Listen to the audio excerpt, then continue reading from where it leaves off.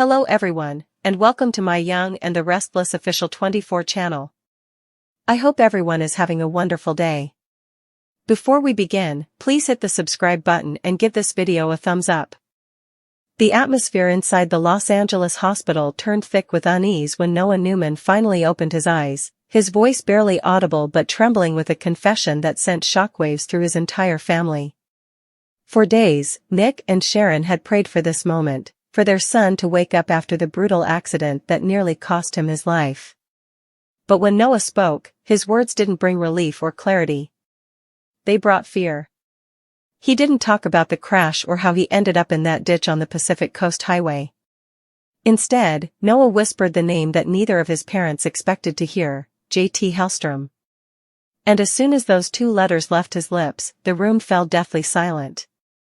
Sharon, sitting beside Noah's bed and holding his hand, froze as her heart skipped a beat. Nick, standing near the door, stiffened as if struck by lightning.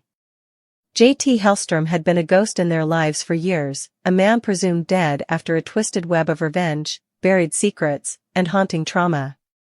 For a long time, everyone believed he had turned his life around, that his days of manipulation and rage were long behind him. But Noah's accusation shattered all of that. His words weren't just shocking, they were terrifying. If JT had really attacked Noah, that meant he wasn't just back, he was dangerous. Nick immediately stepped closer, his voice stern but trembling. "Noah, what did you just say?" "Are you sure?" he asked, gripping the edge of his son's hospital bed as if holding on to something real might steady the storm brewing inside him. Noah's eyes, glassy with tears, darted between his parents. "Dad. I saw him. I swear I did. He came out of nowhere. I thought it was a hallucination at first, but he was there. JT attacked me. He shoved me. I fell, then everything went black." The words came in fragments, each one like a blade cutting deeper into Sharon's composure. She looked to Nick for reassurance, but his face was pale with fury and disbelief. Sharon's mind raced back to the countless nights she spent haunted by what JT had done to Victoria and to their family as a whole. Years ago, JT's temper had destroyed lives, culminating in a chain of violence that had nearly torn the Newmans apart. If Noah was right, if JT had resurfaced and was responsible for this, then history was about to repeat itself in the most horrifying way possible. Within minutes, Nick's protective instincts took over. He stormed out of the hospital room, demanding to speak to security and insisting that the police be called immediately. Sharon chased after him, trying to calm him down, but his anger was volcanic. "He hurt our son, Sharon. Our son!" Nick shouted, his voice echoing through the corridor. "I don't care what it takes, I'll find JT myself if I have to." His fists clenched so tightly that his knuckles turned white. Sharon, torn between fear and logic, grabbed his arm, her eyes pleading. "Nick, wait, we don't even know if Noah's memory is clear yet. He just woke up from a coma. Please. Don't make this worse." But Sharon's words fell on deaf ears. Nick was already on a warpath. He called Chance Chancellor, demanding an investigation, pushing for JT's last known whereabouts. When Chance hesitated, citing that there was no current evidence linking JT to Noah's accident, Nick snapped. "Then find the damn evidence," he barked. "Because if JT laid one finger on my son, I'll make sure he regrets the day he crawled back into Genoa City." Back in the hospital room, Sharon sat with Noah, trying to piece together the fragments of his story. His voice trembled as he recounted what he remembered, driving along the highway late at night after leaving the recording studio, the headlights flashing behind him, a man stepping into the road. He slammed on the brakes, thinking it was some kind of trick of the light, but then the man came closer, tall, wearing a dark jacket, eyes that looked familiar in the most chilling way. "It was him," Noah whispered. "JT. He said something about unfinished business. Then he hit me. I fell. After that, nothing." Sharon's stomach turned. Unfinished business. Those words carried a sinister weight. What could JT possibly want with Noah? What kind of twisted business would involve attacking Sharon's son? Her mind flashed back to the past, to the secret they all buried the night JT supposedly died in Victoria's home, and how his death had nearly destroyed them all. Could he be back for revenge? Or worse, was someone else using his name to torment them again? When Nick returned to the room, his fury had only grown.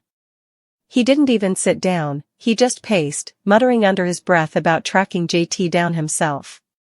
Sharon could see the old side of Nick emerging, the fierce protector who let rage guide his actions. She tried to be the voice of reason, reminding him that they needed facts, not assumptions. But when Noah flinched at the sound of his father's raised voice, Sharon realized the depth of his trauma. Her once confident son now looked broken, frightened, and uncertain, as though he was reliving the attack every time he blinked. That night, Nick refused to leave the hospital. He stayed by Noah's bedside, his eyes burning with sleepless anger. Sharon sat in the corner, silently praying. Their emotions were tangled in fear, guilt, and the haunting echo of their family's past mistakes. It felt like they were trapped in a nightmare that refused to end, one that kept dragging them back to the same old ghosts. The next morning, Chance arrived at the hospital with an update that did nothing to calm their nerves. There was surveillance footage from near the highway where Noah crashed, but the images were grainy and dark. A man's shadow could be seen, but no face. However, one detail stood out: the man wore a jacket identical to the one JT was known for during his time working with Newman Enterprises years ago. Nick's eyes blazed with fury. "That's him," he said through gritted teeth. "I know it." Sharon, on the other hand, wasn't as certain. She knew the human mind could play cruel tricks after trauma. She'd lived it herself during her own breakdowns and episodes of confusion. But what if Noah was right? What if JT had truly returned and was stalking the Newmans again? Sharon's fears deepened when she received a mysterious text later that afternoon: "You can't bury the past forever." There was no name, no number, just those words. Her hands trembled as she showed Nick the message. He looked at it, his expression turning to stone. "He's taunting us," Nick growled. "He's back, and this time, I won't let him get away." Word of the situation spread quickly through Genoa City. Victoria, JT's ex, and the woman who had suffered the most from his past abuse, was devastated when she learned of the accusation. She showed up at the hospital, shaking, her voice barely above a whisper. "Noah, are you sure it was him?" she asked, fighting back tears. I can't believe he'd do something like this again." Noah's eyes filled with pain. "I wish I was wrong," he said softly. "But I know what I saw. It was JT. He's alive." The revelation shook Victoria to her core. The idea that the man she once loved, the man she believed had changed, might have attacked Sharon's son reopened every wound she had fought so hard to heal. Meanwhile, Nick's anger only grew more dangerous. He began contacting private investigators, refusing to let the police handle things on their own. Sharon feared that his obsession with vengeance would lead him down a dark path, one he might not come back from. As the days went on, strange occurrences began to plague the Newman family. Sharon's car alarm went off in the middle of the night for no reason. Victoria's office was broken into, with files about JT's old projects scattered across the floor. Even Faith started getting anxious messages online, cryptic warnings signed with a single initial, J. It was as if JT was everywhere and nowhere all at once, tormenting them from the shadows. Noah's condition began to improve physically, but mentally, he was tormented. Every time he closed his eyes, he saw JT's face, that flash of anger, that eerie smile before the shove. He told Sharon that he didn't just feel attacked, he felt targeted. "He wanted me to see him, Mom," Noah confessed. "Like it was personal.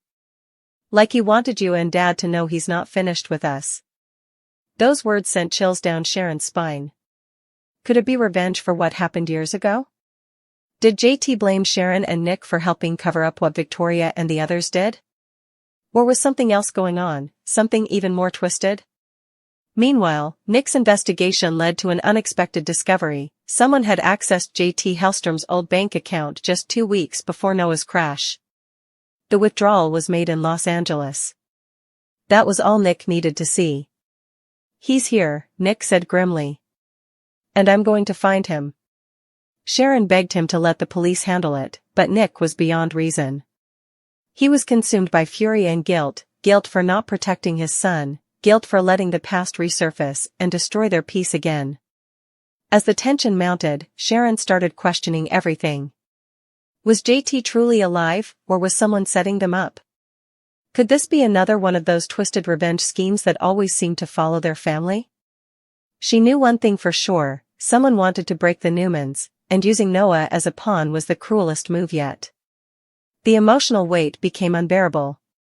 One night, Sharon broke down in Noah's room, holding his hand as tears streamed down her face. "I'm so sorry, baby," she whispered. "I should have protected you. I should have known." Noah, still weak, squeezed her hand. "It's not your fault, Mom," he said faintly. "But whoever did this, they're not going to stop."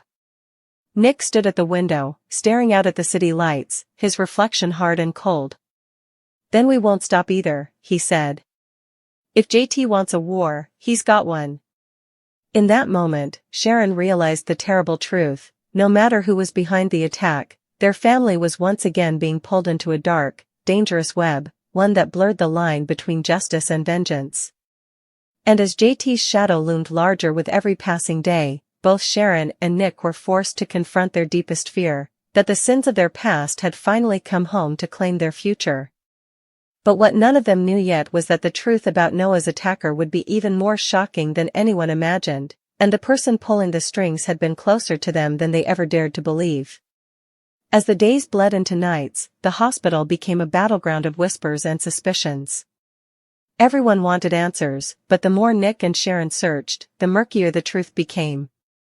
JT Hellstrom's name was a ghost haunting every hallway, every conversation, every anxious breath.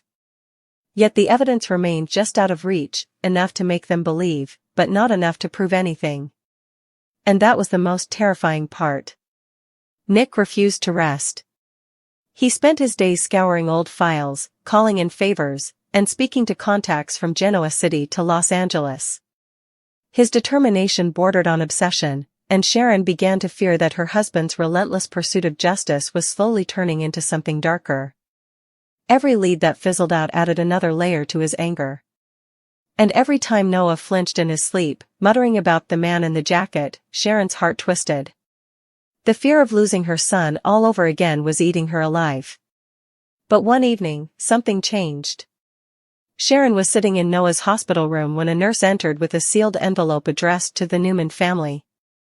It had no return address, no markings, only a small, hand-drawn symbol in the corner. Sharon's pulse quickened. She opened it with trembling hands. Inside was a single photograph, a blurry shot of Noah lying unconscious on the highway the night of the crash. And in the background, barely visible but unmistakable, was a man's silhouette, wearing the same dark jacket Noah had described. Scrawled across the bottom of the photo in red ink were 4 chilling words: "You buried me alive." Sharon gasped, dropping the photo. The nurse, startled, asked if she was okay, but Sharon couldn't speak. She stared at those words as if they were carved from her nightmares. "Nick," she whispered, her voice trembling. "He knows." Nick rushed into the room moments later, took one look at the photo, and felt his stomach twist in rage. "It's him," he said, his voice low and raw. "He's taunting us." But Sharon wasn't convinced anymore. The handwriting looked off, jagged, uneven, as though someone was trying to mimic JT's writing. She turned the photo over and noticed something odd: faint traces of fingerprints, smudged with what looked like paint, not blood or ink. Her instincts, honed by years of surviving manipulations, told her something was wrong. Someone wanted them to believe JT was back. But why? Later that night, Sharon quietly visited Victoria. If anyone could help her unravel this, it was the woman who had once known JT's mind inside out. Victoria's face was pale when Sharon showed her the photo. She stared at it for a long moment, her lips pressed into a thin line. "That jacket," Victoria finally said softly. "It's JT's." But he can't be back. Not like this. I've spoken to him. He's in therapy, Sharon. He's been trying to make things right. Sharon's eyes widened. You've spoken to him? Recently? Victoria hesitated before nodding. He reached out months ago, from a treatment center up north. He wanted to apologize, to explain. I didn't tell anyone because I didn't think it mattered anymore. He wasn't a threat. Sharon's blood ran cold. Then how do you explain this, she demanded, holding up the photo. Noah swears he saw him.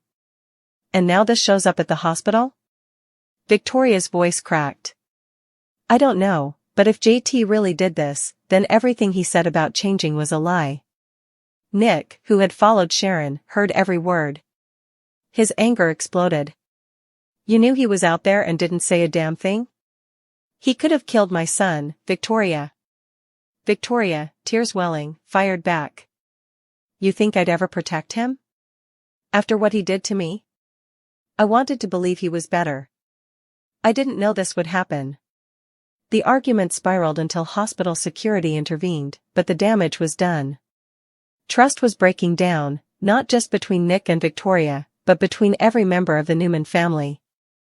2 days later, Chance Chancellor returned with new information. A traffic camera had caught a partial license plate near the scene of Noah's crash. The car matched one that had been rented under a fake name. But when they traced the payment, the card led to someone no one expected, Audra Charles. Nick and Sharon's jaws dropped. Audra? Sharon repeated, stunned. Why would she be anywhere near Noah that night? Chance's expression was grim. That's what I intend to find out. Audra, when confronted, was calm, too calm. I had nothing to do with that accident, she said smoothly, her eyes glinting. I was in Los Angeles for business, yes. But JT Hellstrom? That's not my problem. Maybe you should look closer to home. Nick nearly lost it. You expect us to believe this is a coincidence? He snapped. You rent a car, it's seen near where my son nearly dies, and now you're telling me to look somewhere else? Audra's smirk only deepened. You really think I'd risk everything for some revenge game? Please. You Newmans always assume the world revolves around your scandals. Maybe the truth is, JT isn't the one haunting you.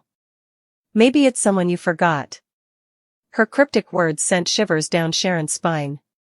What did she mean by forgot? When they left the police station, Nick was furious. Sharon, however, was thoughtful.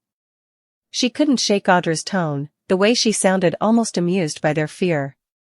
Something about this entire situation felt orchestrated, as if every piece had been laid out to drive them into paranoia.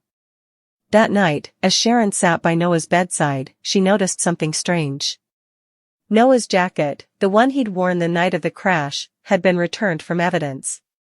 The left sleeve had a small tear, almost invisible, but inside the lining, Sharon felt something. She carefully tugged it open, and pulled out a tiny metallic chip, no bigger than a fingernail. Her heart pounded. It looked like some kind of tracking device. She called Chance immediately, who confirmed it was indeed a GPS chip, and that the signal had been active for weeks before the crash. Whoever placed it had been following Noah for some time. But the most alarming discovery came when Chance traced the serial number. The chip had been purchased through a security vendor used by Tucker McCall's tech company. Nick's fury reignited. Tucker, he growled. Of course. He's been playing games with all of us since he came back. But Sharon wasn't convinced Tucker was behind it directly. She had a gut feeling that this was deeper, more personal. She decided to visit Tucker herself, confronting him at society. Why was your company's equipment found on my son's jacket? She demanded. Tucker leaned back, feigning innocence. You're mistaken, Sharon. We sell thousands of those chips every year. Could have been anyone. Don't lie to me, Sharon snapped. Someone wanted us to believe JT was back. Someone wanted my family scared. Tucker's eyes flickered, just for a moment. You're smarter than most, Sharon, he said quietly. But be careful. Some ghosts are better left alone. That phrase, ghosts left alone, echoed in Sharon's head all night. By morning, she was convinced of one thing: JT wasn't the real enemy. Someone else was using his image as a smokescreen. Then came the twist no one expected. While reviewing the hospital's security logs, Chance discovered that a restricted access card had been used to enter Noah's room 2 nights earlier, long after visiting hours. The name on the badge was Dr. Jeremy Tanner. When Sharon heard it, her breath caught. Jeremy Tanner, she repeated. That was the alias JT used years ago when he was hiding out. Nick's jaw clenched. So he's definitely here. But when they tracked the ID, they discovered something chilling: the man using it wasn't JT Hellstrom at all. The photo attached to the security badge was of Colin Atkinson, Lily's estranged father. Kane's manipulative, scheming dad. The realization hit like a thunderclap. Colin had a history of faking deaths, stealing identities, and manipulating families. If anyone could stage an elaborate revenge scheme using JT's name, it was him. And worse, Colin had motive. Years ago, the Newmans' actions had interfered with one of his money-laundering schemes. He'd lost millions. Revenge wasn't just possible, it was inevitable. When confronted by Chance and Nick, Colin smirked from his holding cell.